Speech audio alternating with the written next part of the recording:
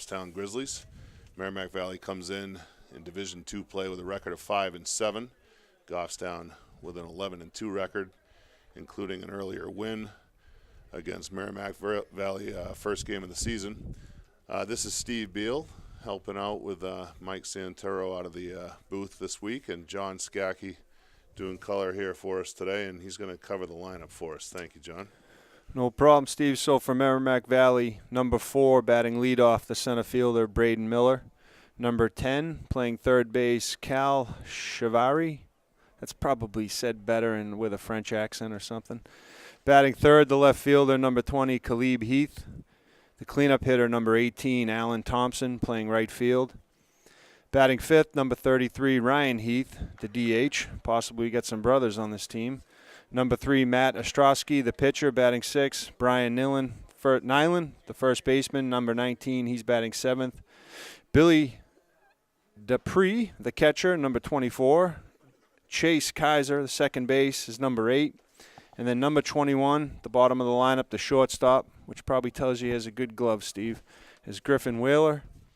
And then for Goffstown, batting leadoff, number 5, Connor Hyzak, the shortstop. Batting second, Clay Campbell, the second, number 11, the second baseman, Clay Campbell. Batting third, the first baseman, Justin Pinard. Batting cleanup, the right fielder, Derek Stekowitz. Batting fifth, the DH, Nick Labrie. Being bat 4 today is Mitchell Skacke, the pitcher. Taylor French will be batting sixth, playing third base. Tyler Santoro will be the catcher, batting seventh. Bobby Doherty, the left fielder, batting eighth. And Carter Schwanard is the center fielder, batting ninth. So pretty consistent lineup to what we've seen so far this year, Steve. I can't think of really anything from that lineup to point out. That looks like the one that's been trotted out there the last 3 or 4 games now. Yeah, thank you, John. And it looks like since the weather's warmed and some games have been played on a consistent basis, looks like some kids have nailed down some positions both in the field and in the batting lineup, and pretty consistent the last couple weeks. We're about ready to start here. Mitch Skacke on a mound, number 7. So we played these guys the first game of the year. It was almost a scoreless game through, 5 maybe? They had we just couldn't figure out their pitcher. We had Taylor on the mound.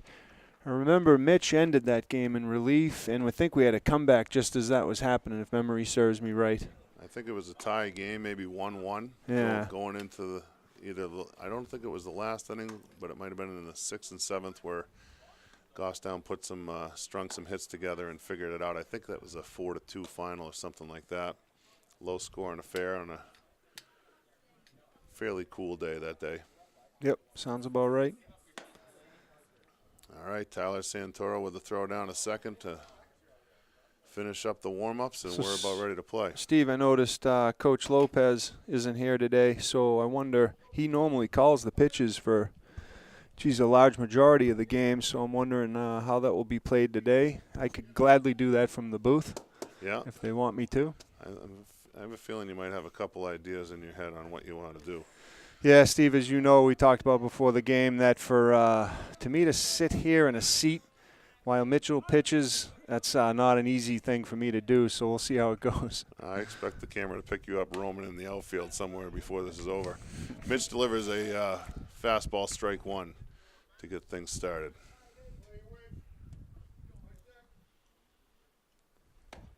As the pitch is the ball inside to the leadoff batter.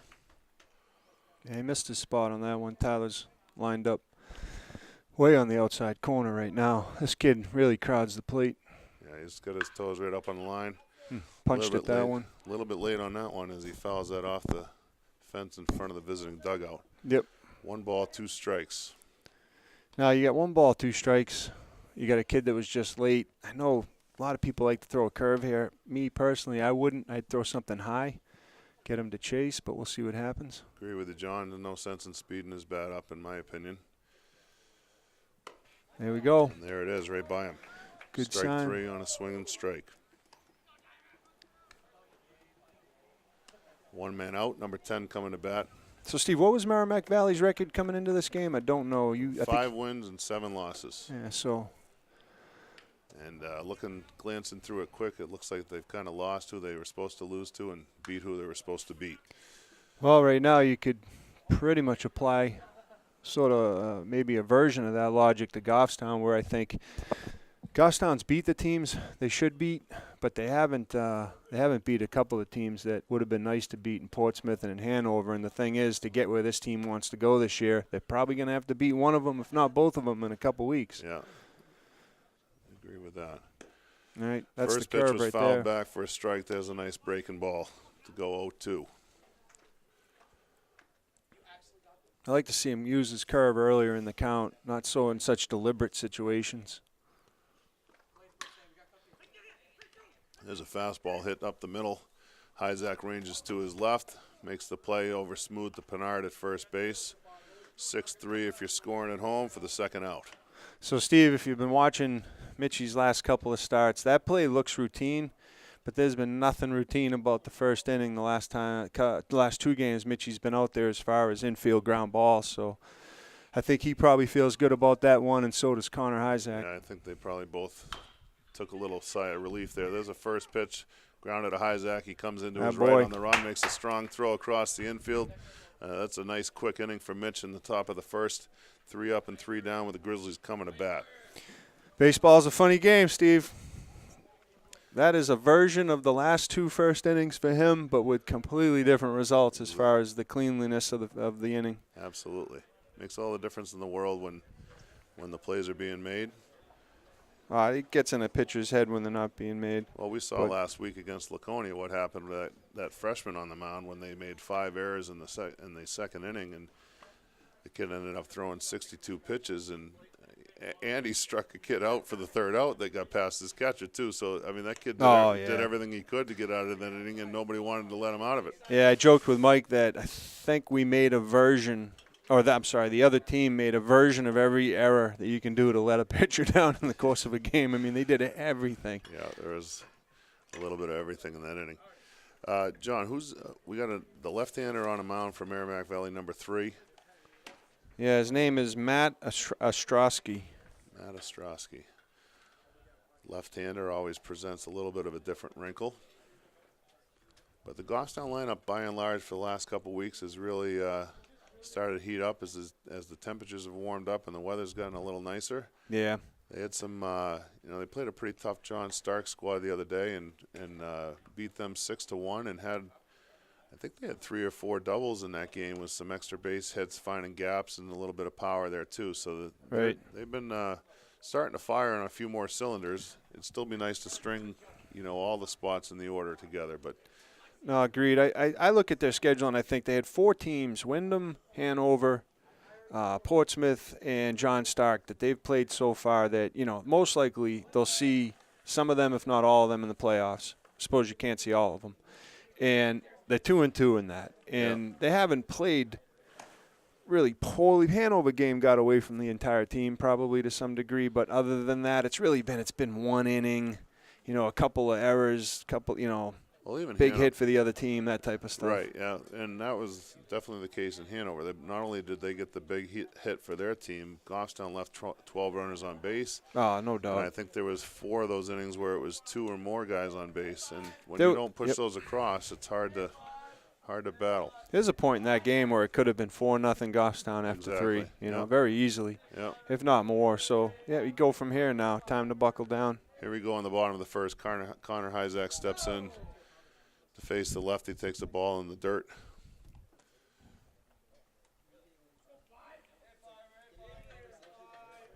So a little mild wind today, flag blowing in, just a pinch from the right, sort of more across the outfield actually. Yep. There's a strike to Connor. 1-1 the count.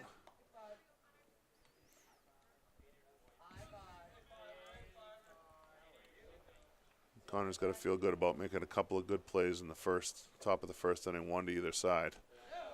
Absolutely. There's a ball low in the dirt. 2-1 the count.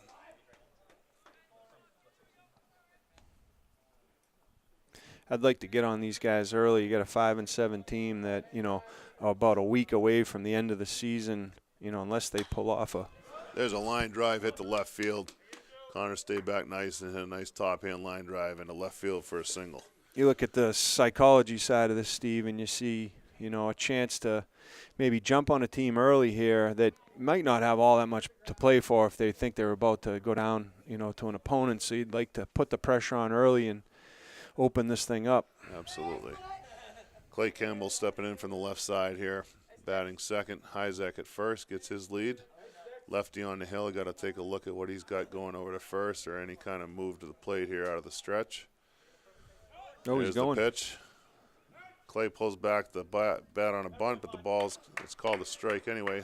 Hyzak steals the base rather easily. Yeah, I got to think Clay was never swinging, so he put the bunt out there just to maybe shade the catcher a little bit. Hold the catcher back for a split second. And he did. The catcher was real late coming up with that ball. There's the 0-1 pitch coming from the lefty. Campbell swings and hits a ground ball towards second base. That's gobbled up. They get the out 4-3, but that's a productive out, moving the runner over to third with one man out. A chance to score on an out. Justin Pinard coming to the plate. So Lou, his last game, he had went into that game with a couple of really tough ones leading into it, and he ended that game with a nice couple pieces of contact his last two times up. And he's batting in the 3-hole here. They need some production out of Lou, and this would be a good time to do it. Absolutely. Be nice to get this done with a base hit, too. Or even if that, at least square contact. Here's the first pitch. That's a ball that's down and away. It looked like kind of a chase there. It looks like he got a little piece of that. They called that a foul ball.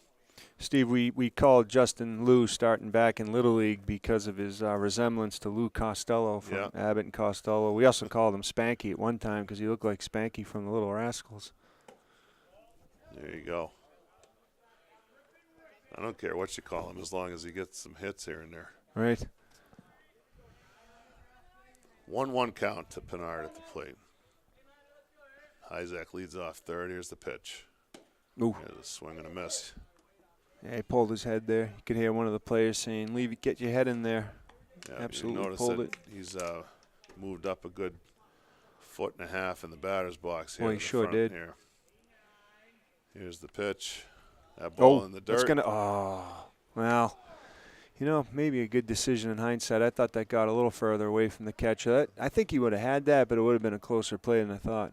Yeah, you saw Lou kind of waving Hyzak home there, but I always felt that that's a runner reaction play, and if he doesn't have it, stay put. Oh, if you're in doubt, don't go, right?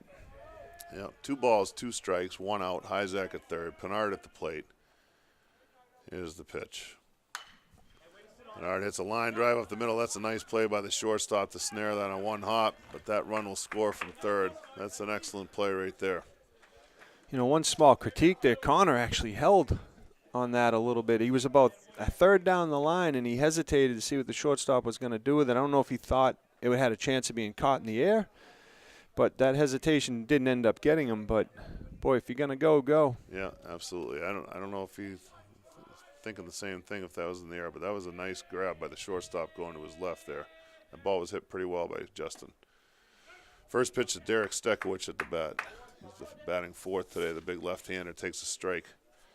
So our third and fourth hitter in this lineup today are lefties going up against the lefty. Actually 2, 3, and 4. Oh, yeah, you're right. Good point. Pitch gets in on the hands, pops him up to short.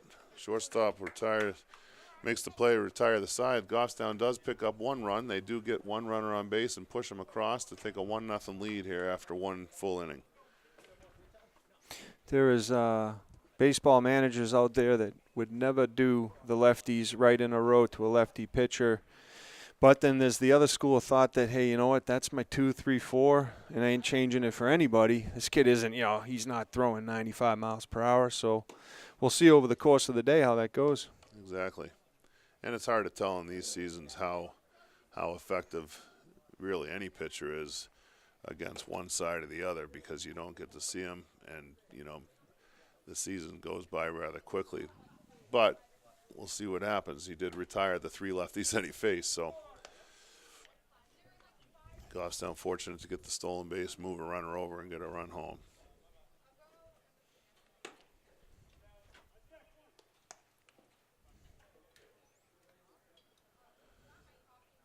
So Mitch, after a quick 1-2-3 inning, will face the 4, 5, 6 batters for Merrimack Valley here in the top of the second.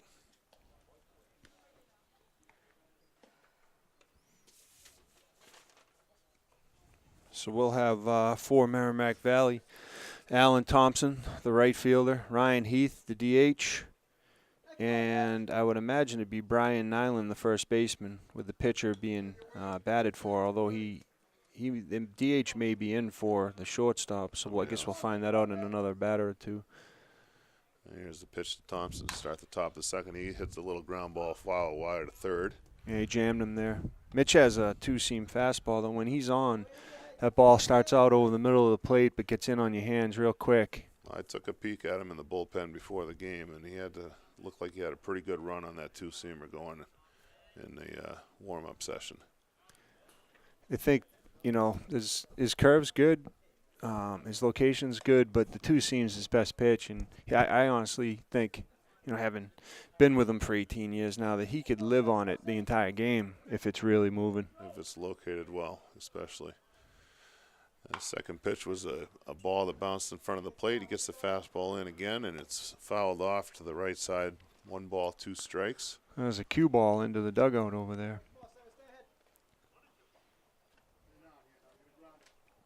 Here's a 1-2 pitch from Mitch.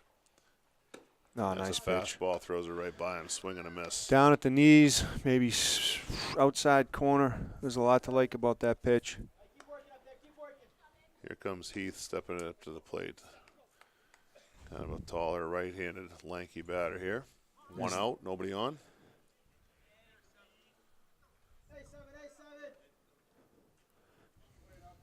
Mitch in the windup throws, and there's a foul back, straight back. No balls, 1 strike.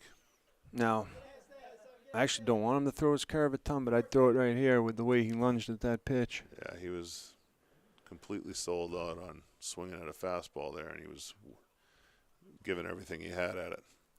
Here's the pitch. Well, I'll take that too. There's a fastball fisted a little pop up to Justin Pinard at first. Makes the catch rather easily. And there's 2 up, 2 down rather quickly.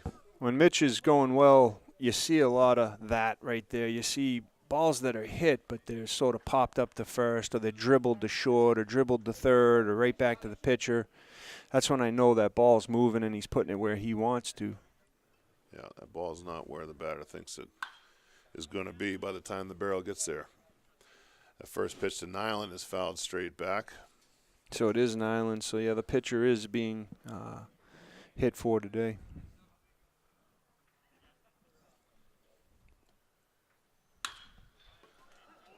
There's a little line drive into right center field. That's going to Carter got it, runs though. that down and holds him to a long single on that ball.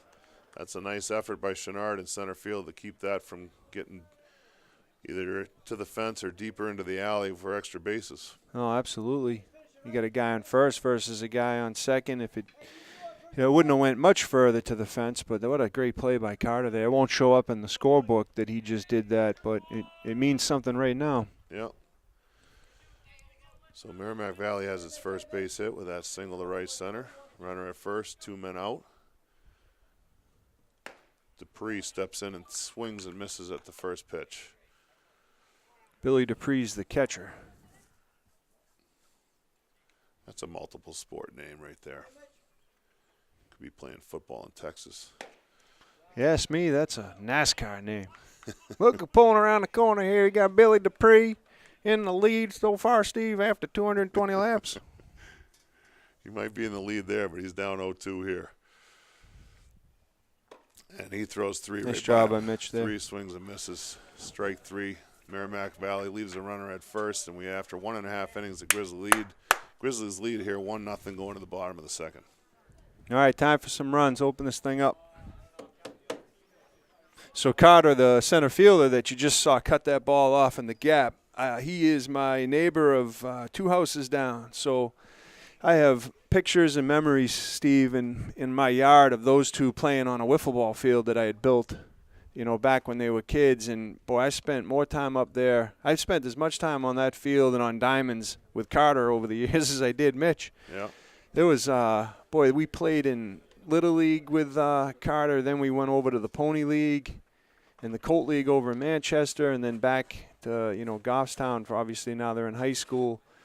But so to sit here and watch, both those kids playing important roles in this team is just like a dream come true for me. Yeah, that's a lot of fun. I went through that with my 2 older sons, with some kids that you met early on in their lives in Goffstown, and knowing that these kids are going to be together for a long time as long as they kept playing baseball. It's just a great ride to watch them go through all of that and have some fun along the way. No doubt. I think when you're coaching kids when they're young, you want them to win and lose, and you want them to play the game right, which is me and you were talking earlier. That's 1,000 times more important, and it's not because you're trying to force your will on them. It's because you love the game and you're trying to teach them how to play it right. But the real reward is that when you see these kids around, just randomly around the town, and they call out your name from 20, 30 feet away and, almost sort of startle you, and they'll come over and shake your hand, and that's the reward that now that they're young men, some of them who don't play baseball anymore,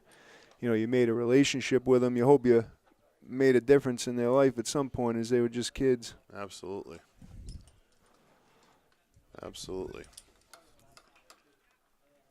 Well, maybe he took the day off the other day, Nick Labrie strolling into the batter's box here. He was at a funeral for his grandfather, but when he left, he was the hottest batter on the team, and I'm kind of hoping he steps back into the batter's box in the same fashion. Yeah, he was hitting one line drive after another. There's the first pitch from the lefty. That thing bounced in front of the batter's box line. I believe that's a little short. No temptation to swing there. That's 1-0 count on Nick.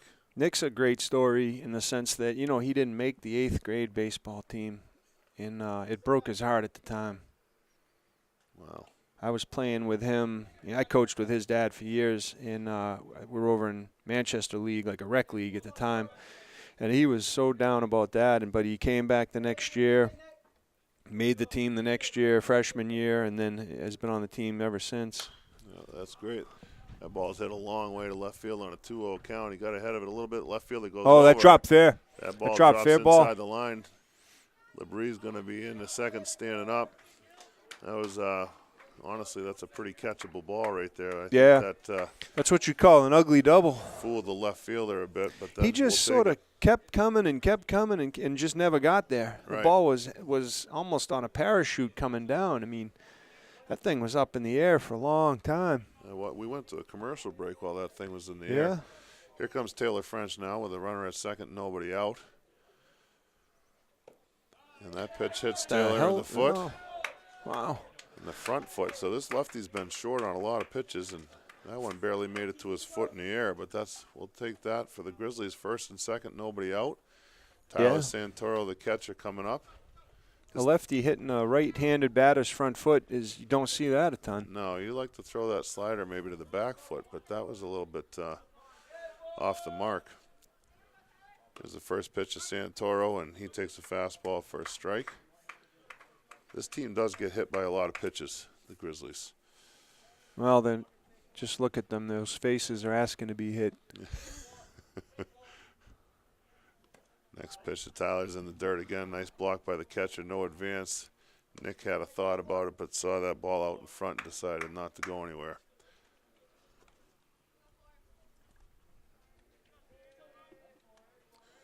We got 2 on, nobody out. 1-1 count. Here's the pitch to Santoro.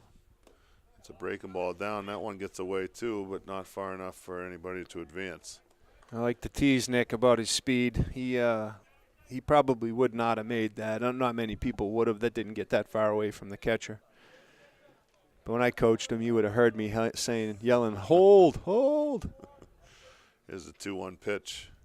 There's a fastball hit on the line by Santoro right past the shortstop. That's hit to left fielder on one hop, and there's not going to be any run scoring from second on that, but that will load the bases for Goffstown with Bobby Doherty coming to the plate. Steve, I can't help but think, to go back to my earlier point, that, boy, the right-handed batters are getting a good look at this kid.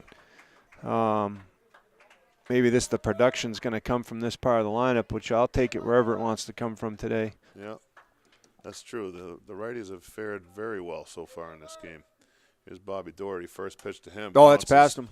well in front of the plate, gets up off the catcher's max, back to the backstop, and all the runners advance without even a throw. Labrie scores from third, and it's 1 ball, no strikes on Doherty. Yeah, catcher's been hustling back there. That one, what happened was it bounced off the ground and hit him straight in the face. Yeah. And he couldn't get his hands up in time. And then once it was off his face, now his helmet moves and he doesn't know where the ball is. And so we got a run out of that one. Yeah. All runners move up, so now we're at second and third with nobody out. 1-0 count on Doherty. And that last pitch would have been a ball at the Villa Fields probably. That was a nice pitch. There's a fastball to Doherty for a strike. Evens the count at 1-1.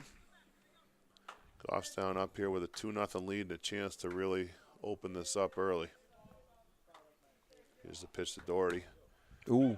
He backs off of that, but that's called a strike. No, I think that was a strike. Yeah. That was inside corner. Bobby's hugging that plate. He'll adjust here with 2 strikes, but that pitch was better than he thought. Here comes the pitch to Bobby. That one was down. not. Bobby, and the chances he's playing more and more and more as the season's going on, and not to my surprise, Bobby's a great player, and he's been productive with his at-bats. He's a good, what I term a reaction hitter. Good hands to get to the ball, even on counts where he's down. But he looks at another fastball there for strike 3. Yeah, boy, that was not vintage Bobby Doherty right there. No, something was, he must not have been seeing the ball out of his hand well, or yeah, that tail on the something looked pitch. just odd about that entire at-bat. I mean, he took the same pitch 3 times in a row. Exactly, yeah. Here's Carter Pinard, the center fielder, batting now with 1 out and a pair of runners in scoring position. Here's the first pitch to Carter. That ball's down low. Ball 1. Carter started the season hot offensively, then went into a little bit of a slump, say games sort of 3 through 6, but he's been much more aggressive in his at-bats the last few games here. And if he produces out of this spot, it's just so important to this lineup. It produces in the 9-hole, but then it also puts a ton of speed on the base paths. Absolutely. It's like having that secondary leadoff man. If he can get aboard with his speed in front of those guys, that's a plus all the way around. Here's the 1-0 to Pinard. Takes a ball up high. 2-0. Yeah, in a lot of ways, Connor's batting leadoff, I think, maybe almost more out of necessity right now, but him in the number 2 hole has a nice ring to it, if you're asking me. Agreed.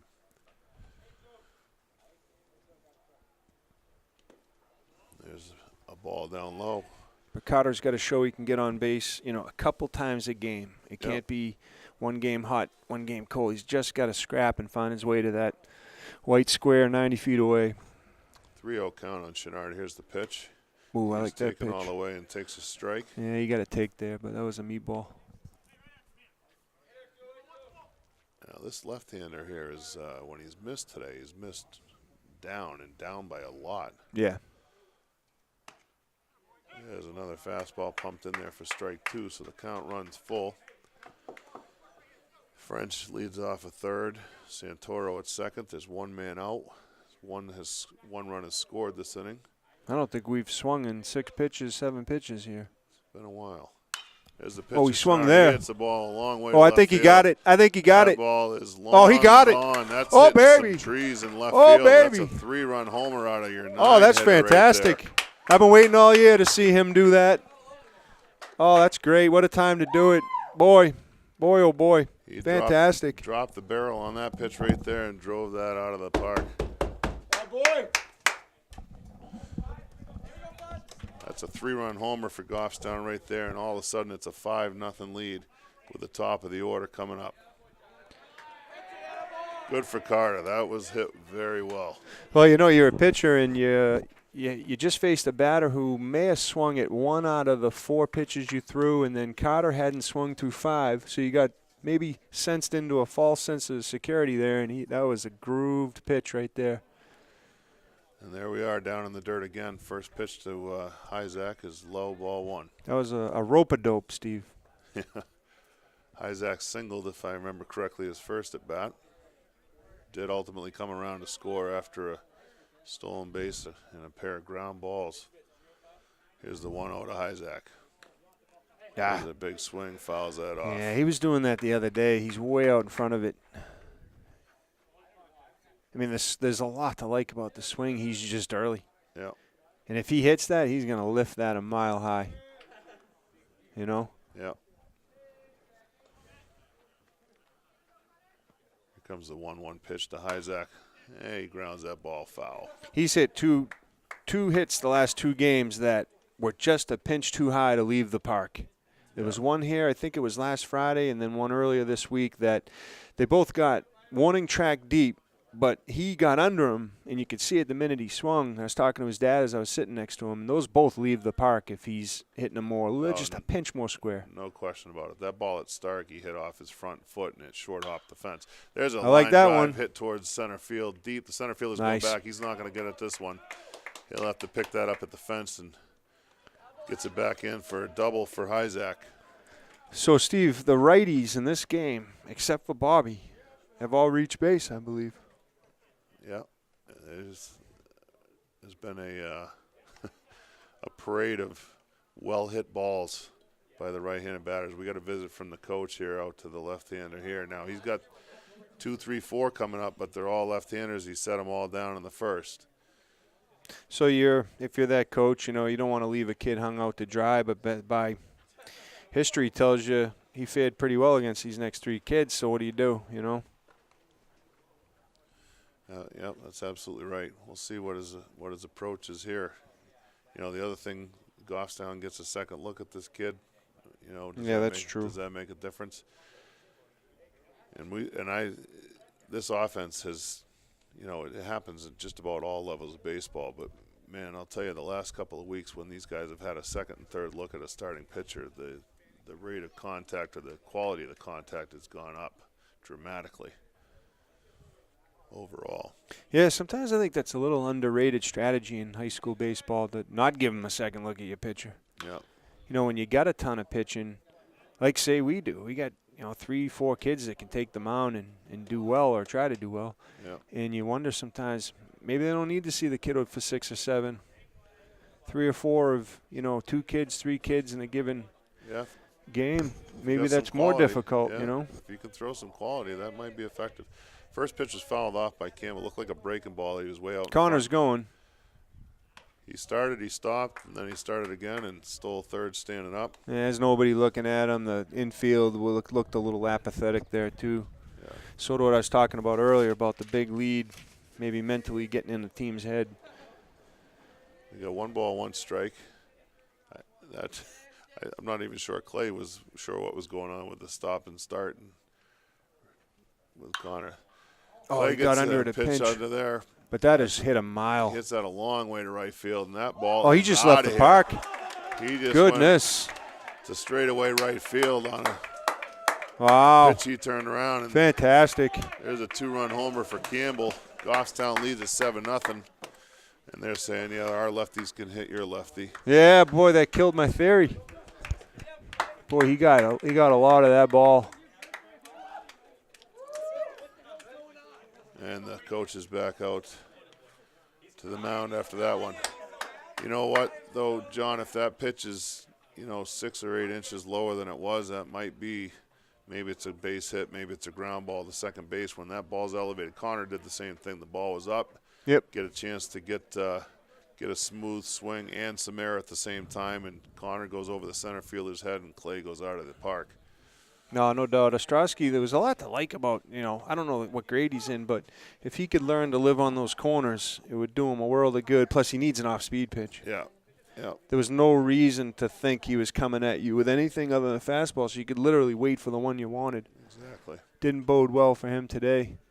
So we got the right-hander coming in to pitch. This is number 33. He was at Lanky Heath, I think his last name is.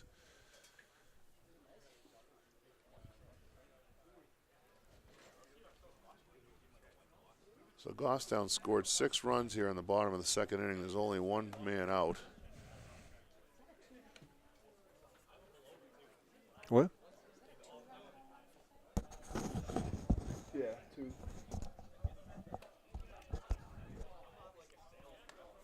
Goffstown showing some power today of the number 9 hitter, Carter Pinard, with a big 3-run homer to left field. And then 2 batters later, Hyzak with a double to center, and then Campbell Clears the bases with a home run to right.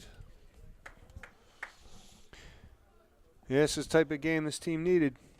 You know, it's funny because that last Thursday loss to Hanover, I think it was a big loss at the time, and since then they walloped Laconia on Friday. I mean, walloped them, and then what they score like 10 runs in the second inning. Yep. And then on Monday against a tough opponent of 10-1 at the time, it's somebody they had to get over in the standings, and they did, and they did it pretty convincingly.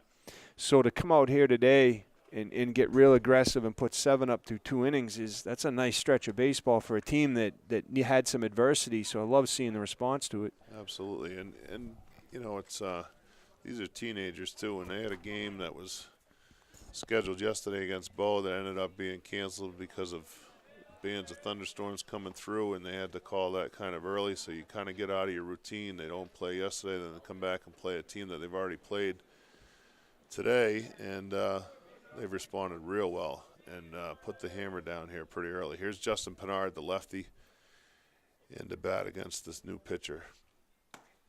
He looks at the first pitch, called strike one.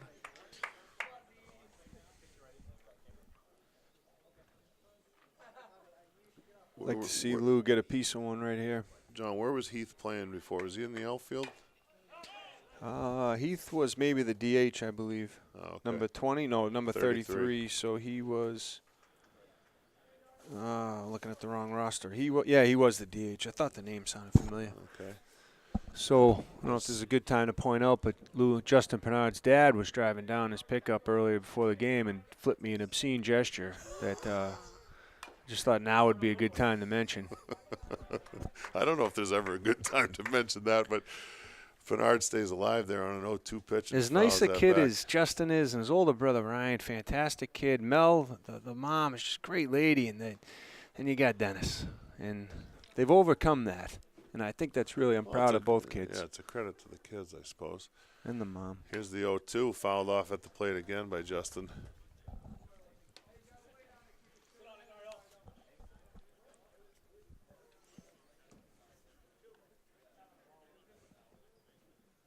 Justin way up at the front of the box again after the first couple pitches of that first at bat. Here's the 0-2 again.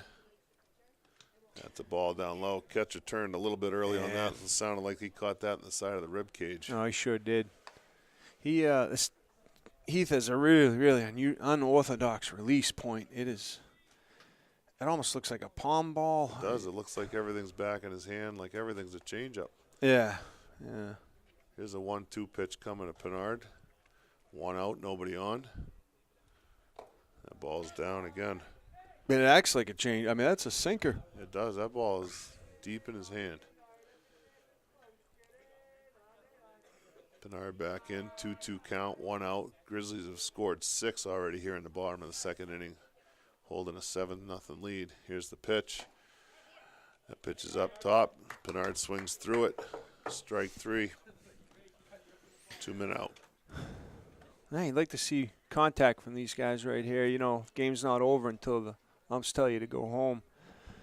Don't pull your foot off the gas now. Yeah. Here's Derek Stekowicz. Steps in.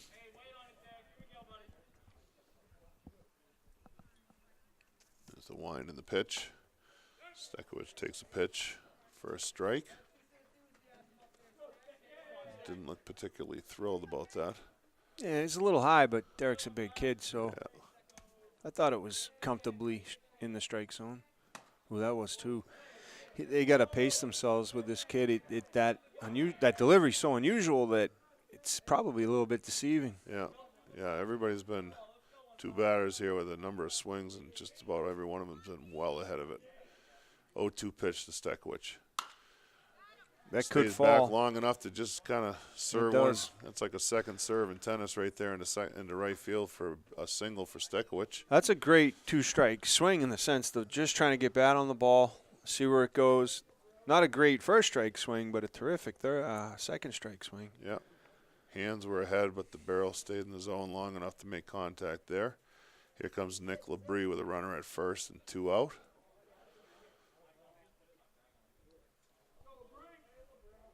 Heath from the set throws.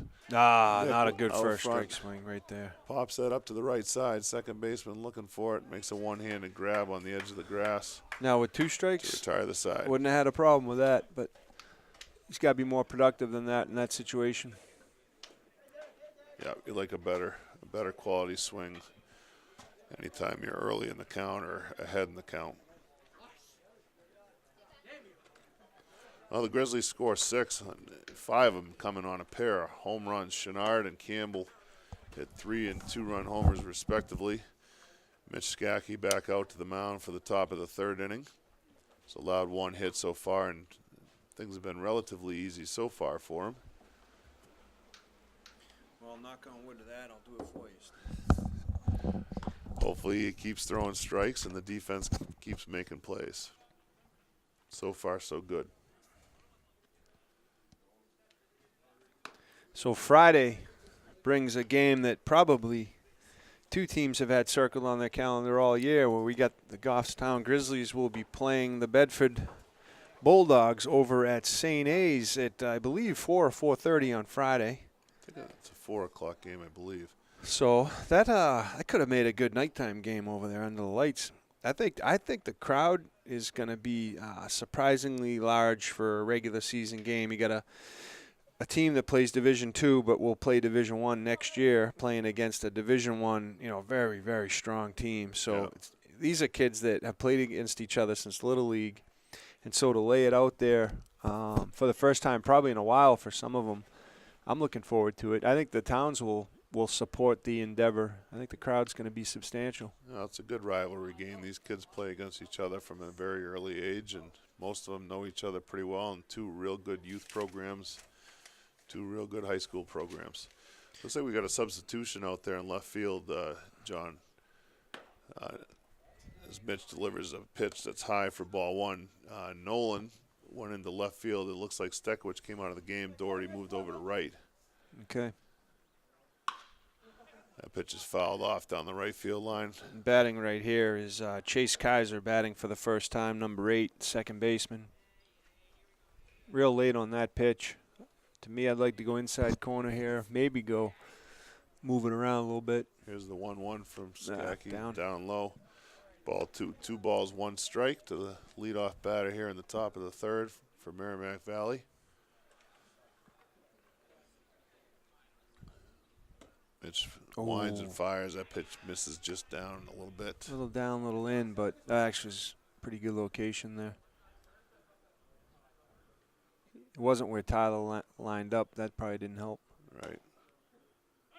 See, that pitch is probably in the same spot as far as height goes, but Tyler didn't move his glove. Boy, you are not kidding. That was strike 2, 3 balls, 2 strikes. That was a touch low. Yeah. That pitch is served into right field. A shallow. Here comes Bobby Doherty. Calls off Campbell at second base, makes the catch in short right field over towards the line for the first out. That ball had problematic potential, but it hung up in the air long enough that Bobby probably came about 30, maybe 50 yards to get that. Yeah, he had a ways to go. Made a nice play. I mean, if you look where he's lined up now, he had to come a ways. Wheeler steps into the play for Merrimack Valley, takes ball 1. This is Griffin Wheeler, the shortstop. He's made a couple nice plays in the field. There's a little line drive into shallow left center field. Carter Pinard comes on and makes a nice run and catch on the backhand there. That's nice. Steve, I'll tell you, I love those 2 in the outfield. When my kid's pitching, I love them even more. Those kids just covered a lot of ground. That falls on half the center fielders in the state of New Hampshire. Do not catch that ball that he just caught without sliding. Yeah, absolutely. He's got just really good instincts and then a lot of speed in case his instincts betray him. Yeah, that's great wheels that he has out there, but he caught that because he read that ball off the bat immediately. Absolutely, it was dying. There's a curveball way out in front, just gets a piece and fouls that off. That runs the count to 0-2. This is the center fielder, Braden Miller. So we're back to the top of the lineup. Yeah, Mitch threw a nice fastball for strike 1 and then had him way off balance with that breaking ball to go 0-2 here. 2 outs, nobody on. Here's the 0-2. Gets a fastball in. Little cue ball. Pinard will Nice field inning. that, take that himself. 3 up, 3 down. Goffstown maintains their 7-0 lead here going to the bottom of the third inning. That's a nice inning after you have a big offensive inning. Mitch sets him down rather quietly. No, it's great. He, I live with the kid. He needed this game to go this way through 3. He's the type of kid, he's not going to let up the next 2 innings. It might not go as favorably. You never know. It's baseball. But he needed that start because his starts had been so plagued the last 2 times out. And so, I've been kind of urging him, you got to start pitching downhill again. You can't pitch backing up. You can't really do any sport backing up. No. There's really only been a couple of balls hit what I would call square in this game by Merrimack Valley. One was the one hit that they have, and then the other one might have been that ball that Connor fielded in the first inning behind the second base bag and made the play. Yeah, and that was, hit decent. It was hit down, but it was. The one that Carter just picked off was, I hit if it's 5 feet further. Well, Carter might still get it if it's 5 feet over, but that had hit potential. So it's been 2 or 3 that had some life to him, but other than that, he's putting it where he wants it. Yeah. Well, even that ball that Carter caught was not squared the on. best of contact. Yeah. Mitch has been missing the barrel pretty well today. It's the key. There's the throw down to second here. We start the bottom of the third inning with Taylor French, who was hit in the front foot his first at bat. I like to see Taylor get hot. Him getting hot right now might be the missing ingredient to this lineup really starting to look pretty potent. He's a great hitter when he gets going. He's been a little off the last couple games. I'd love to see him get into one here. Heath is ready. He winds and fires. French looks at a ball down, ball 1. And you can, just looking at the batters' reactions, John, since this kid came into the game, they look like they're expecting the pitch to be there before it is. Here's the delivery. Ooh. French hits a line drive right at the right fielder. Couple steps to his right. Retires him for the out, but that ball was hit pretty well. Yeah, he kind of hit it inside out. He get his hands through. It must have jammed him a little bit. He muscled it out there. He muscled it out there a little too much. It hung up for the right fielder. We got one down now. 1 man out. Here comes Tyler Santoro.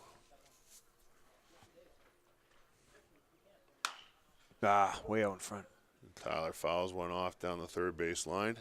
Tyler had a single to left his first at bat. This has been the bad break kid where he's putting the bat on the ball, but he's just not getting the breaks to get hot again. When this kid, he's probably one of the 2 best hitters on the team when he's completely putting it together. And boy, they use that as the playoffs loom about a week away. Right. He's hitting it to right when he's feeling it. Here comes the pitch to Tyler. Maybe not against a lower velocity pitcher, but. Yeah.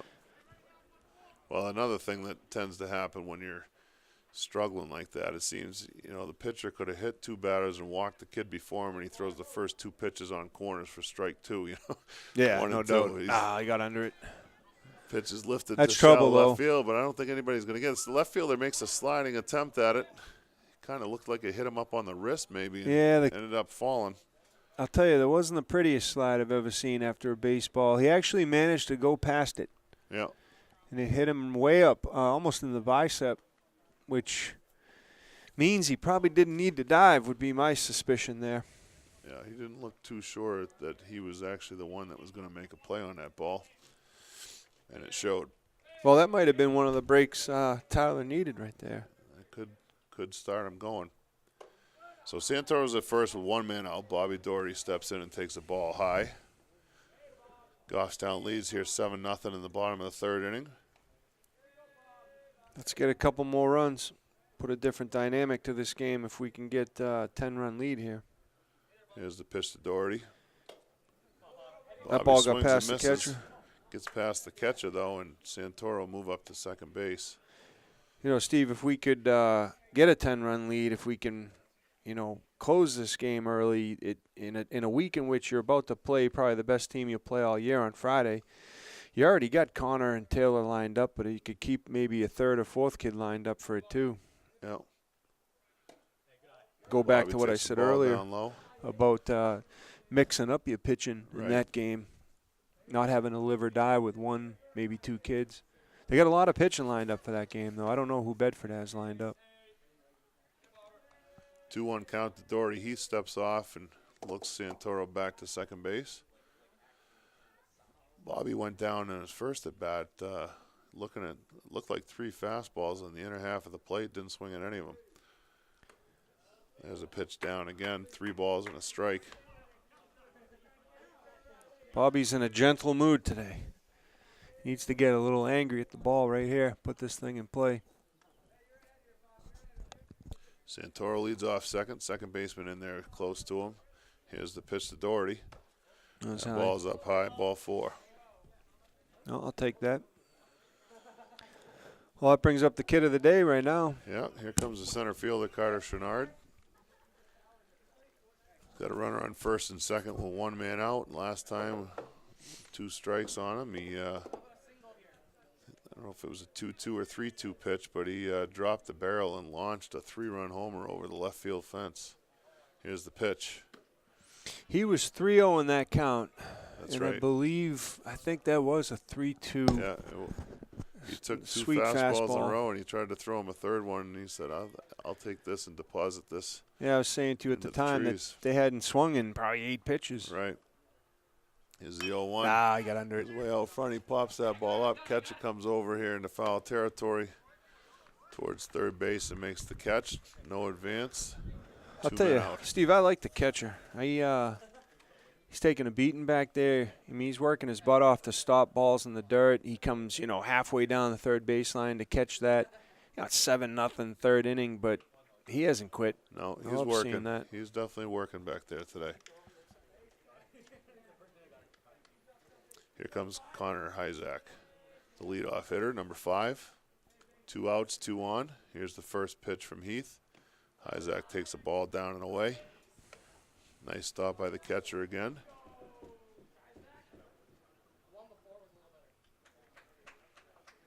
Well, we've seen other games with some of these pitch locations from these guys with Merrimack Valley that runners would have been advancing all day long, but this kid's done a pretty good job back there. Oh, no doubt. There's a ball down and in. 2-0 to Hyzak. Well, Connor's probably thinking dead red right here. There's a single and a double and 2 at-bats. Yeah, he's waiting for something he can do some damage with. Don't waste this swing. This is a production swing right here. 2-0 pitch. I got under it. That should be out of play, though. He fouls that ball off. Catcher has a look, but that's going to find the parking lot. Connor's talking to himself a little bit as he's on the out of the batter's box, waiting for the pitch to go. He just had a conversation with himself. I hope he told himself to go get a hit. So after the foul ball, it's 2 balls and a strike. 2 outs, 2 on. Heath in the set delivers a pitch to the plate. It's outside, it looks like. Ball 3. Steve Connor was one of those kids I remember coaching in Little League, and he was 8. I think he was 7 or 8 years old, and you could see then that he was going to be a beast of a player as he got older. Yep. He just had it. Yep. Hyzak hits a pitch high to left field, coming over towards the line. The left fielder will make that catch in fair territory. I got under it again. Yep. Under 2 of those. Just, I don't know if he's dropping his backhand. That's a film it and watch it. Maybe he'll do that tonight. There's a fundamental breakdown in that swing, and he's going to find it. He's going to figure it out. Stop getting under those. Well, I think you said it earlier in one of his earlier bats. I think that one of the issues there is that ball is being struck before it's really in the hitting zone. And a lot of times when that happens, the barrel comes through the hitting zone and kind of what I call scrapes the underside of the baseball. And that, I think, was an example of it right there. Oh, no doubt. The difference between a 3-run home run right there and a high fly ball to medium left field it's only the matter of maybe an inch, on where it hit the bat. Yeah. say he lets that ball travel another inch or two, and that's hit a long way. Yep. He's just got to wait for it. He's way up in the batter's box Right, as yeah. it is. Maybe he could step out of the batter's box. Yeah. So we go to the top of the fourth inning here. Goffstown holds a 7-0 lead. Mitch Skacke back out for his fourth inning of work. He's allowed one hit thus far. And I think this is what, 2, 3, 4, John? Coming up? So right now we got 2, 3, 4. We got Cal Chevare or Chevary. Chevary, yeah, I should be You going playing hockey That's probably. it's got to be more beautifully pronounced than how I'm butchering it. Here's the pitch from Mitch. That looks like it's down low, ball one. Yeah, I'm sure that's a beautifully pronounced name when properly done. You do expect to be saying, and a goal by Chevary. That is a hockey name if there ever was one. Yeah, he gets a fastball there and fouls that pitch straight back. 1-1 the count. Chevary. I bet you that's it. Oh, I like that. Oh, man. There's a nice breaking ball from Mitch right there. Nice. He's starting to find that pitch again after losing it for a game or so. Yeah. 1-2 count here. That's a fastball down and in. Nothing wrong with that. He didn't want to throw anything too sweet there. That 1-1 pitch there showed a little bit of confidence with Mitch throwing that breaking ball because you know that pitch came out of his hand right at the right-handed batter. You got it. And there's another one, and he just puts a bat on the ball, takes a crazy hop. Campbell fields it and flips to Pinard at first base to record the out. Not a well-hit ball. He almost sort of punched at it like almost a weird golf swing. But I'll tell you what, Clay Campbell just made that look a lot easier than it probably was because the runner had gotten a long way down the base path, and that ball's still taking funky bounces. Mitch couldn't quite get to it, but Clay looked great on that. Yeah, he made that play look easy for sure.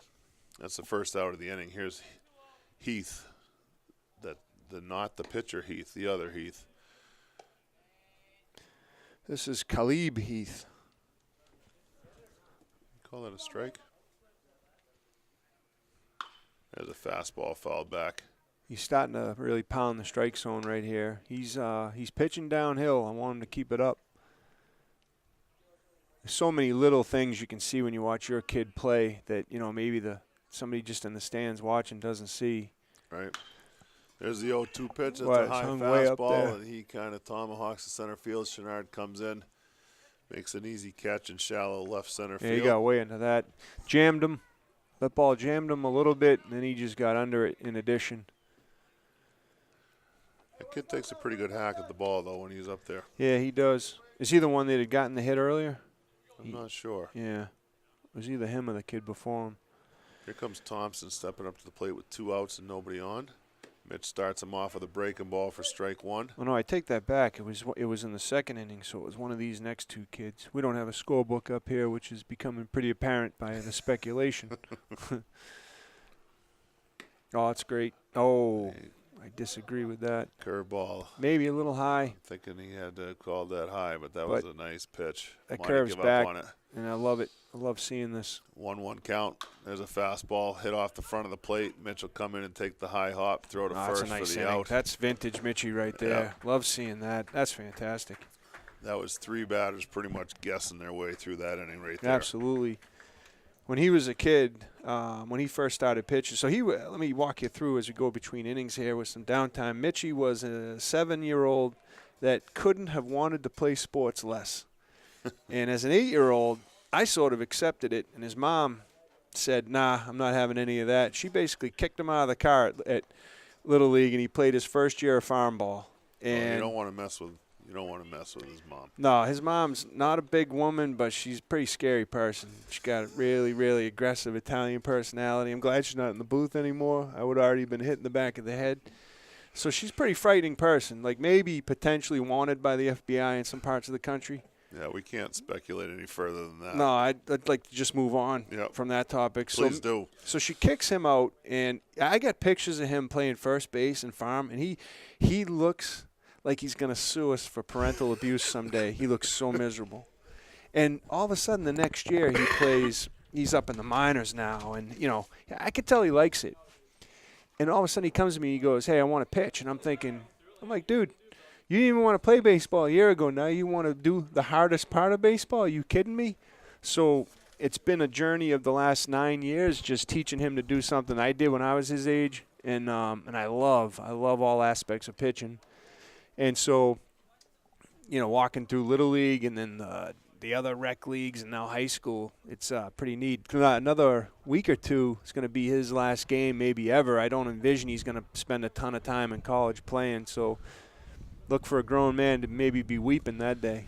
I've been there a couple times with a couple of older boys here, and I feel you on that one. But pitching the mound was probably from the time I was about 10 to 22 or 3, it was about my favorite place on the planet to be. Yeah. Here's Clay Campbell leading off for Goffstown here in the bottom of the 4th inning. Heath still on the mound. Here's the first pitch. Campbell looks at a strike. Campbell went deep last time at bat, hooked a pitch that was elevated and hit a 2-run homer out to straightaway right field. Yeah, the other star of the day right now. Between the defense of him and Carter and then the offense. Right. We got two fouled kids off that have the left side there. done a lot. Yeah, that's a good point. Both of them have made some plays to make things a little bit easier for Mitch on the mound, and between the two of them, have knocked a couple of home runs. 0-2 count on Campbell here. Heath winds and pitches. Gets the ball down, but Campbell stays back enough to serve that into right center field over the second baseman's head for a base hit. Well, I tell you, he may have struggled in his first at-bat against a lefty, but in the last 2 at-bats, he's been productive. Well, that home run he hit was off the lefty. Yeah. That's what prompted the pitching change. No doubt. But there's a nice base hit to lead off the inning for Campbell. He leads away from first. Justin Pinard now batting, number 9. Heath fires to the plate. Pinard takes a pitch up and away. Ball 1.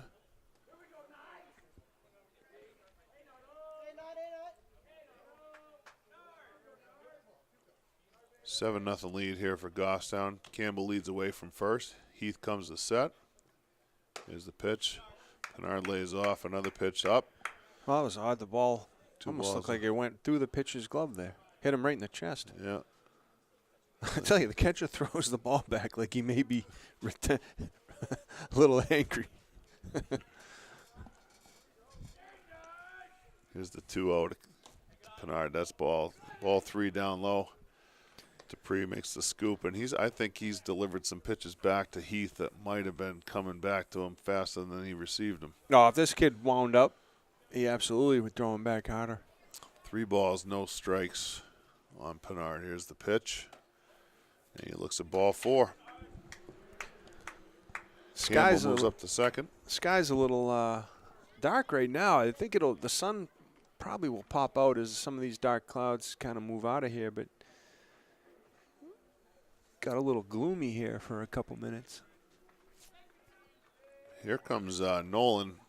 Is it Guillemette? Yeah, Nolan Guillemette. Batting for the first time. He entered the game for Stekowicz defensively and now getting his first at bat here. First and second, nobody out. Here's the pitch from Heath. He takes a strike.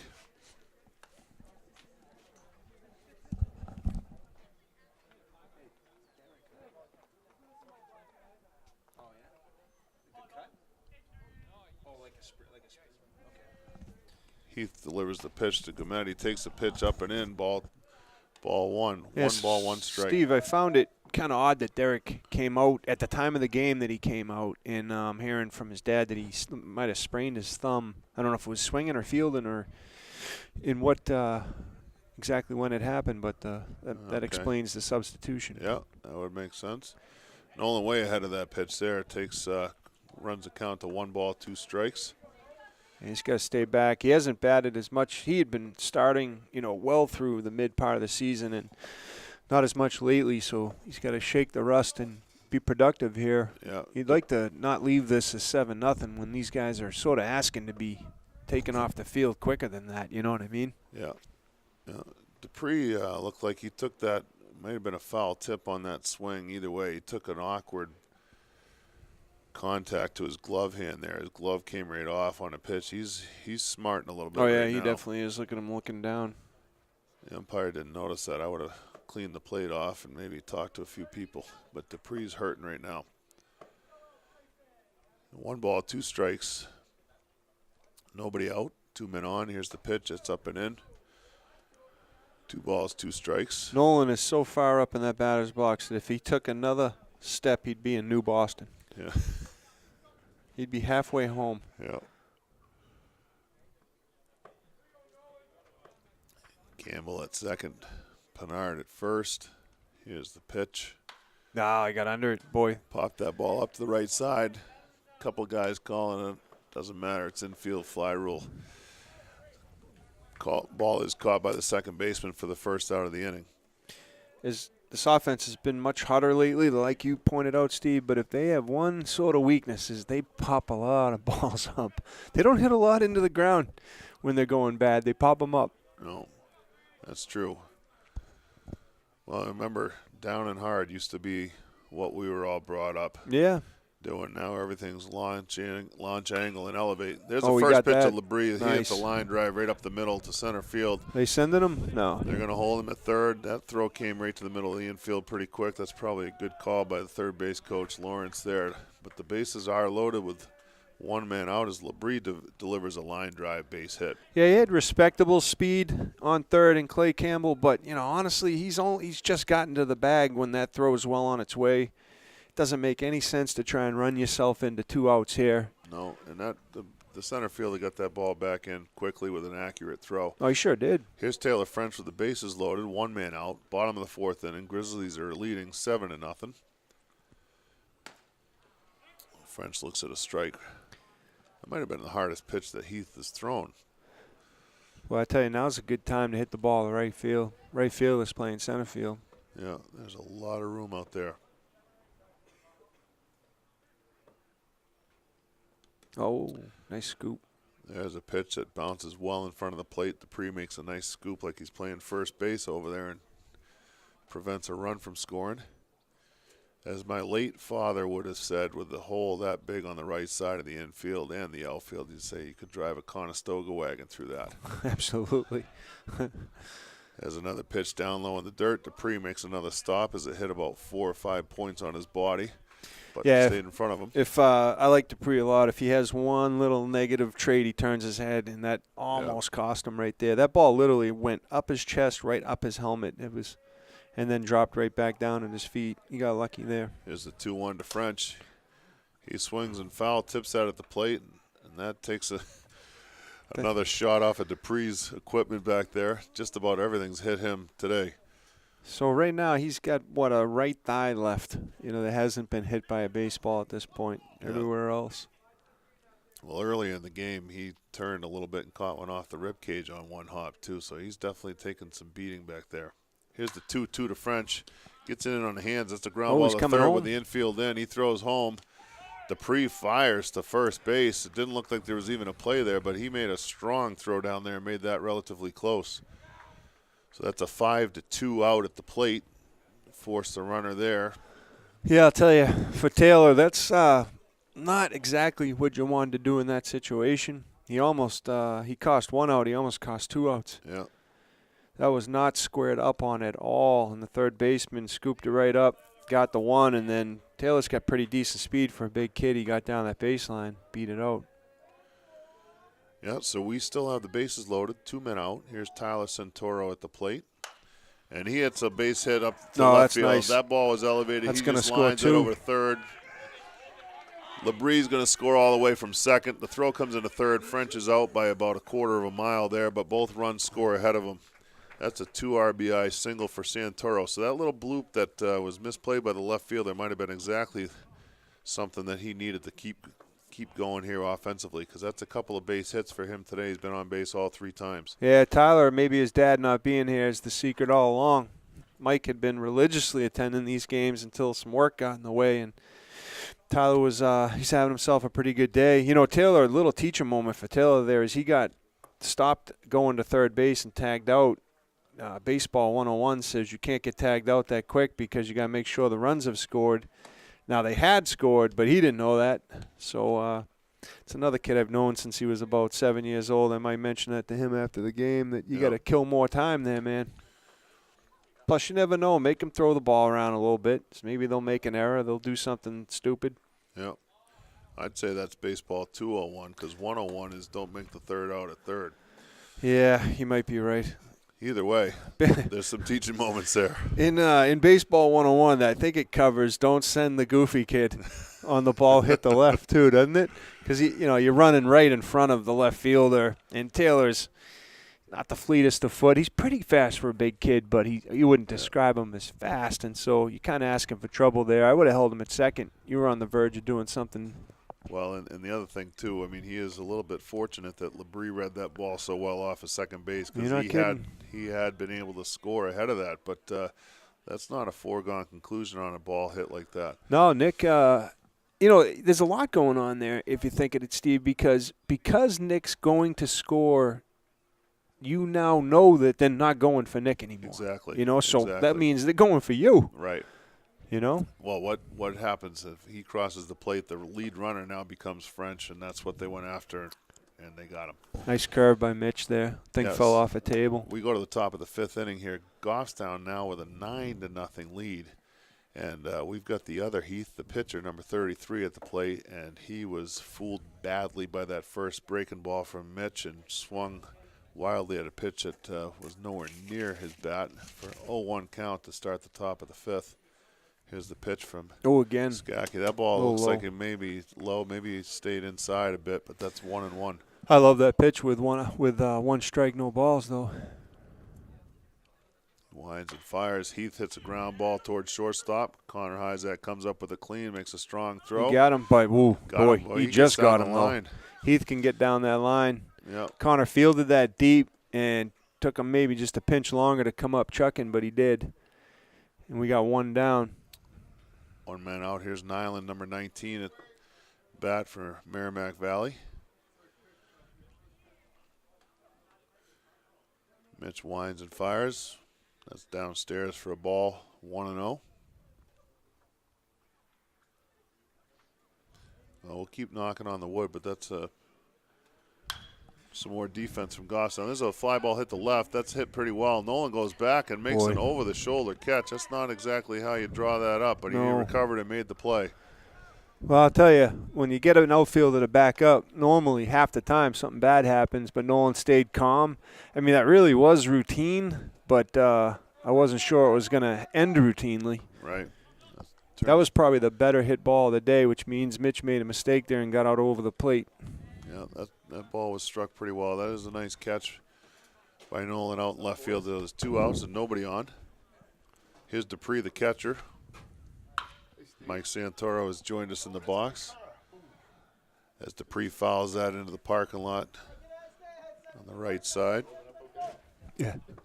Mike Santoro's just joined us from work. He's asking me if my mental state is intact. Well, that might be the end of the hitting for Tyler today then. Now yeah, right, Tyler. Yeah, the mush has showed up. Pitch delivers a ball on that second pitch, so 1-1. There's a breaking ball, and Dupree way out in front, off balance on that. Count runs to 1-2. 2 outs, nobody on. That was another nice curveball. Boy, he's got that where he wants it right now. Yeah. There's a fastball, and that's going to be a single into right center field. He's got to locate better with that pitch right there. He probably jammed him, but the kid, I love that player for them. He got his bat out and got a good enough piece of it. So yeah, I think that ball was definitely running back to the hands, but Dupree got enough of bat on it and strong enough to get it into the outfield for their second hit of the day. Looks like they're going to pinch run for Dupree here at first base with 2 outs at the top of the 5th inning. Merrimack Valley trailing 9-0 here. Kaiser steps to the box as a right-handed hitter, number 8. Pinch runner gets his lead off first. Mitch comes set. Here's the pitch. There's a fastball fouled straight back. 0-1. You just got to keep jamming them. Keep throwing the 2-seam. Keep jamming them, and then throw that curveball. Right now, maybe not a bad time to throw it here. John, do you have any subs listed on that list? Number 23 running over at first there. Mitch delivers. That's strike it is, two. That's a nice pitch. Dylan McCarthy. Dylan McCarthy running for Dupree. Yeah. Who singled over second base. Just 2 hits for Merrimack Valley thus far. There's an 0-2 count. There's a breaking ball. Nice That's right a there. knee buckler right there. Kaiser sits down. He was hoping that was going to be called the ball. No such luck. Boy, so far so good for Mitch. He's let up 2 hits. That inning had a little more contact than I'd like to see from him, but all things considered, he really was never in any danger.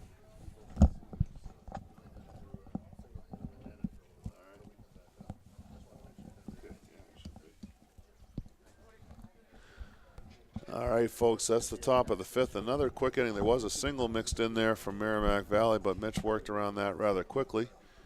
Goffstown takes a 9-0 lead here to the bottom of the 5th, so they're only in need of 1 run across the plate here to end this game early. The right-hander Heath is back on the mound. Dupree getting suited up after getting a base hit. Steve, before Mike leaves, Mike, you've heard of Wally Pipp, right?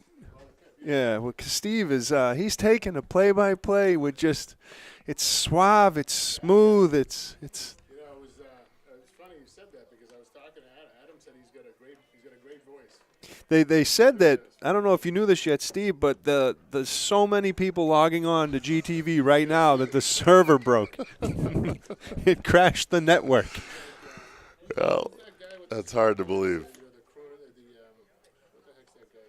He does have a crooner's voice, yeah. It's like you hear the voice and they just melt. The ratings from women, middle-aged women, our ratings they're quadruple right now. Well, it's a good thing that I stay off of camera. That's true. He does have a face for radio. A good spring cold drops the voice a little bit too. That never hurt anything. I've been accused of never having a great voice. I get accused of sounding like Ben Affleck from Good Will Hunting a lot. and if you know me, that's not that far off. There's a lot of similarities between me and that character. You know, I joke all the time that Mitchie's pretty academically inclined. I say that he's the Matt Damon character, not quite that genius level, and I'm the Ben Affleck character. There's nothing wrong with that. No. Dupree back in the game behind the plate, as you figured it would be. Makes a strong throw down to second here to end the warm-ups here as we go to the bottom of the 5th. Yeah, we got Will Soucy is pinch hitting here. I would imagine going to one of the corner outfield positions. I wouldn't think he's going to left with Nolan having just one out there. He could just be pinch hitting. I guess we'll find out in a little bit. I'd be hitting in Bobby's spot here. Well, is that where we are in the lineup, in the scorebook that we don't have? Who made the last out? Tyler was at bat, and French got thrown out at third. You know, so this would be Bobby's spot, right? Is it Bobby's? I was wondering it might be Carter's spot. I don't like seeing Carter come out of a game defensively the first ever. pitch to Soucy, number 14, and bat for the first time today, takes strike 1. I consider no lead too safe, and I don't like to pull my shortstop, my second baseman, my center fielder, or my catcher. Right. Nah, he got way under pitch it. up, he gets under that, popped in the infield. Second baseman comes in onto the grass and makes the catch. Yeah, that was an uncomfortable swing, and he was hitting for Bobby. So this brings up the bottom of the lineup. So here's Carter Chouinard in the 9-hole. Coming to bat.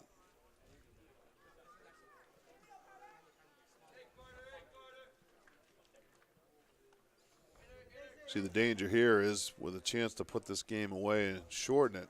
If you don't, then nothing says that it's not going to go at least 2 more innings. No, I couldn't agree more. It seems like they jumped to 7-0, and the spigot's been almost completely shut off since then. And it'd be a shame to really have to waste 7 innings of pitching today. Agreed. Mitchie hasn't thrown a lot of pitches. He's looked good, but that would certainly render him out of the equation for Friday. Right. Pinard hits that ball right off the very end of the bat. Cues it foul up the right side. 1 ball, 1 strike, 1 out, 9-0 lead here for Goffstown. Pinard has homered earlier, 3-run homer to left earlier if you weren't able to join us for the first part of the game. Here comes the 1-1 from Heath. That ball down and away, ball 2. John, to your point earlier, though, you talked about this offense and how we've had some spots hitting and other spots where we're trying to bridge that. together. But one of the reasons we're at 9 here for Goffstown is the emergence of Santoro's bat in the lineup today, with being on base 3 times and 2 RBIs on that last one. No doubt. Well, that swing right there by Carter might be really the only time they've hit the ball down all day. They've either hit it productively or they popped it up, but boy, did he mash that ball into the ground. That ball traveled a good 14 inches in the air. No doubt. 2-2 count on Pinard with 1 out, nobody on. Bottom of the 5th inning. Here it comes. There you go. That's up and in, almost hits Carter. He spins out of the way. The count runs full.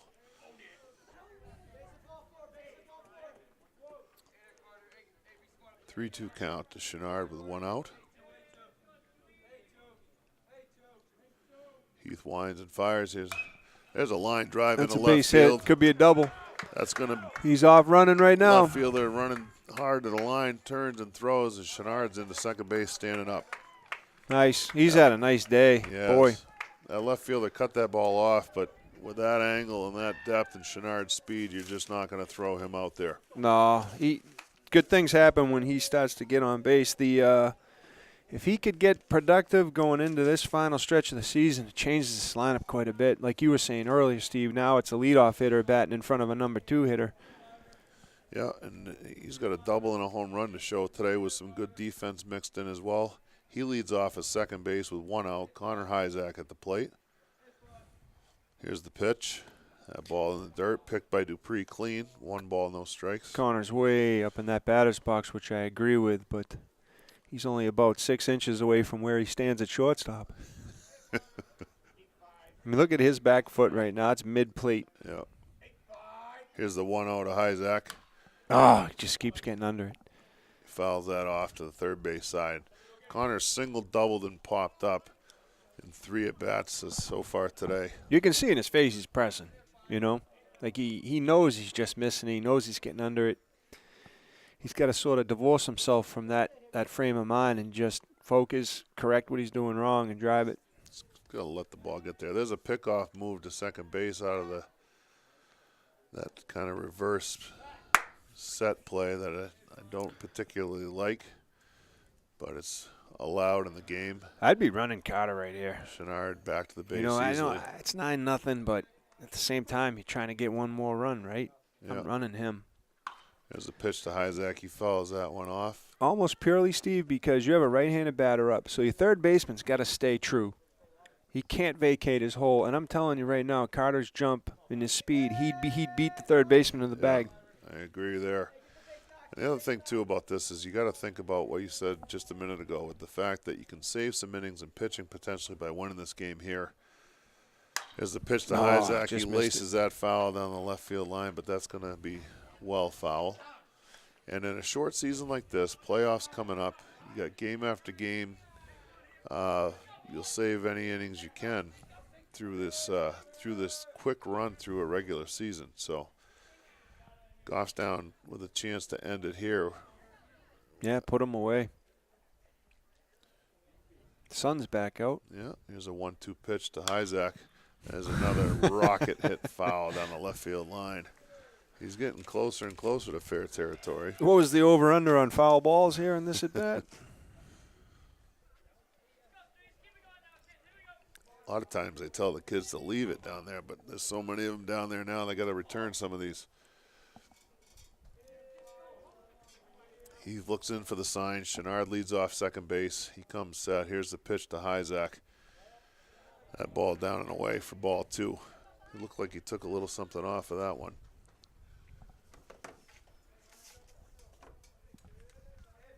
Left fielder and third baseman, neither one of them have moved over the line any, considering he's hit 4 down there.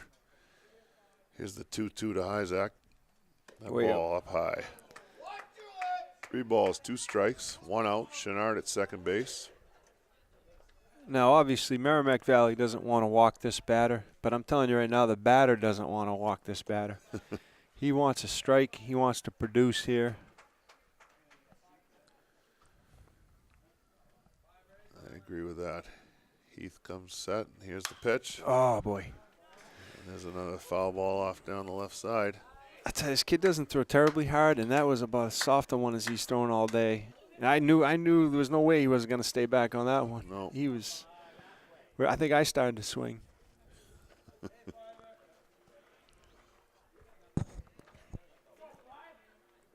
Isaac back in the box. Heath looking in for the sign. 3-2 pitch on its way. Isaac. Oh boy, he got under it, but he got a lot of it. He got a lot of it. Hits that ball deep to left field. Oh, it's off the top of the wall. Top of the fence. Carter had to hold, but it ain't gonna matter. No, he's gonna score easily from second base. And then you got your 10th run right there. And that's 10 runs. That's the ball game. I forgot it was the bottom of the 5th. We just walked off with a 2 inches shy of a home run fly ball. Fantastic.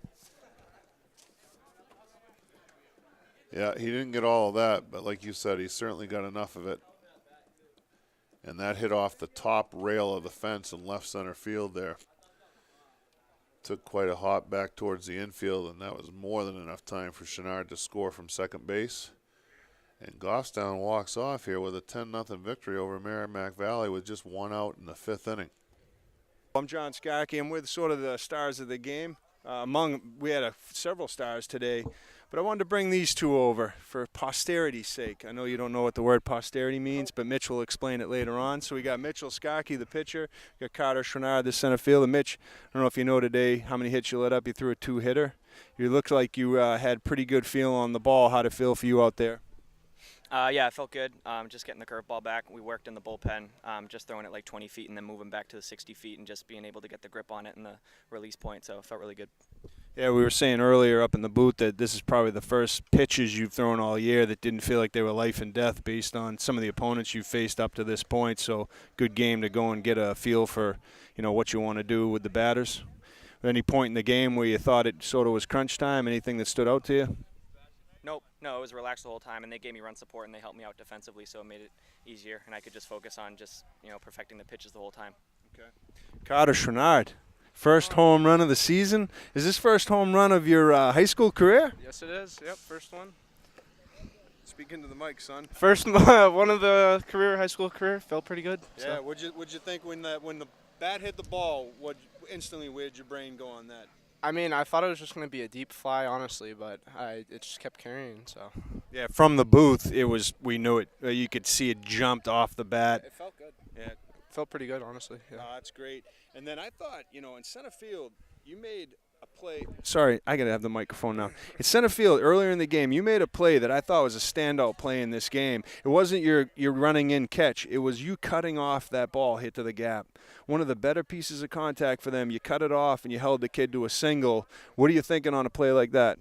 Well, my original plan was to throw it to second base, but honestly, I just didn't get it there. It just hit the cut, but. Right. No, it's a fantastic play. It means a lot to your pitcher. When he sees that type of hustle, he goes, all right, they're dialed in.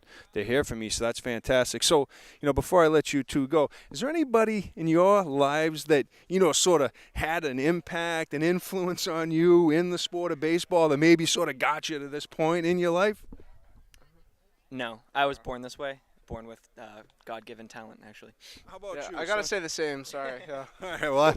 Well, anyway, folks, that's all we got for today. Hey, so we'll see you guys Friday against the Bedford Bulldogs, right? Yep. All right. Thanks, guys.